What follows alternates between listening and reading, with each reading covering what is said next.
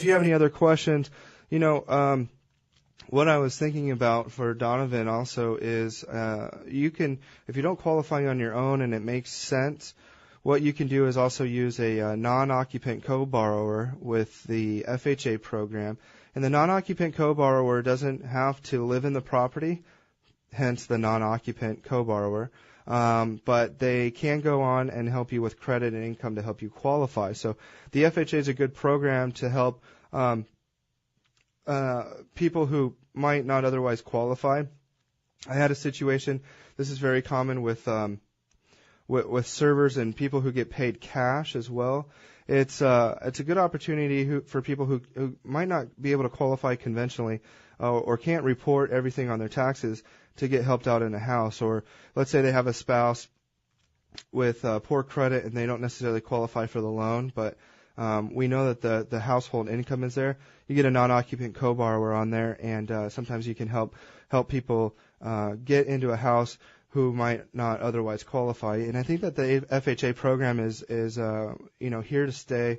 We saw it go away a little bit when we had the 80-20 loans and a lot of 100% financing. So, Rick, we've got Rick back. Fantastic. Rick, how you doing? Welcome to the Mortgage Hotline. Thank you much. Thank you. How's it going? Hey, it's going great. Good. What can I do for you? Listen, I moved from San Jose to this area. Okay. I bought a condo 3 years ago at the top of the market. Yeah. And I'm actually trying to do a short sale. Okay. And now I'm here and I'm leasing a home here. So I mean, how does that whole short sale work against your credit rating, in the future? And by the way, I have a buyer that's willing to pay the assessed price, and the bank, which is a major bank, has just been dragging its feet, and every couple of months they ask me for the same information that I provided 2 months ago. Yeah, that happens a lot. It's been over 3 months now trying to get this through. Okay. Yeah, there's nothing short about the short sale process. I want you to know that. And even there's a lot of banks out there that do sometimes lose the paperwork. So yeah. If you're going through a short sale or a loan modification, definitely keep your notes and your package together and be as organized as possible, because it is possible that they will ask you for the same thing 3 and 4 times. Yes. Okay. That's been my experience. Yeah, I mean, they asked for the HUD form like 3 times already. Exactly. And it is possible that they could ask you for the same thing 3 times, 3 different ways, or they want the same thing, but they don't know what they're really asking for. Yeah, so. They've asked for income verification 2 times. They've asked for the hardship letter, 3 times. Just be patient. Bear with them. Okay. The short sales are getting done, and I know Jason was telling me this week that loan modifications are getting done. There's more of them getting done. And regarding the short sale in your credit, I mentioned it earlier. FICO scores are determined on what scorecard you are in. Now, when I say scorecard, there's all these different credit qualifications and profile identities. Now, what I mean by that is, if you have a short sale, you're going to be compared to other people who have short sales on their credit, and sometimes what's going on with their credit compared to, okay, they have a short sale on their credit, but they also have a collection and judgments and tax liens.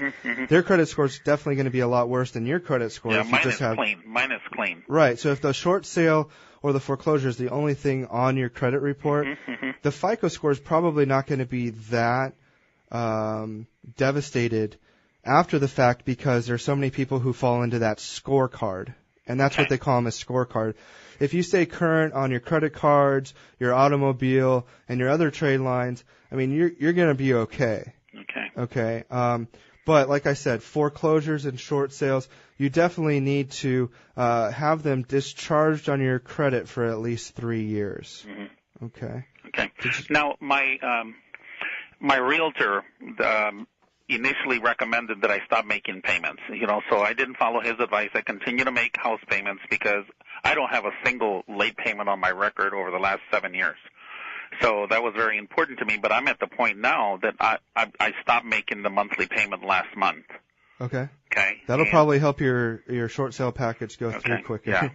So this month it'll be now 2 months that I have not made a payment. Obviously it's getting to the point that I can't afford to maintain a home here and a home over there. Right, yeah.